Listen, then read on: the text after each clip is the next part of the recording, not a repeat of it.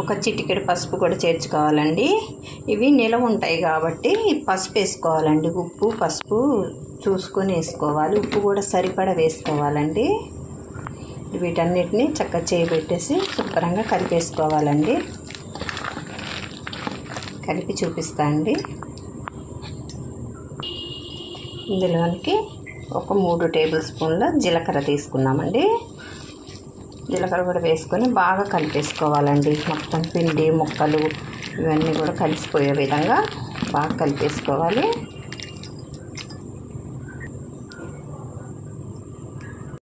ఇందులోనికి ఉప్పు చేర్చుకోవాలండి. రుచికి సరిపడా.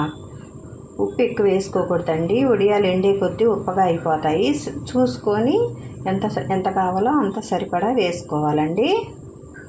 పిండి రెడీ చేసుకున్నాకండి ఇట్లా ఒక ప్లాస్టిక్ కవర్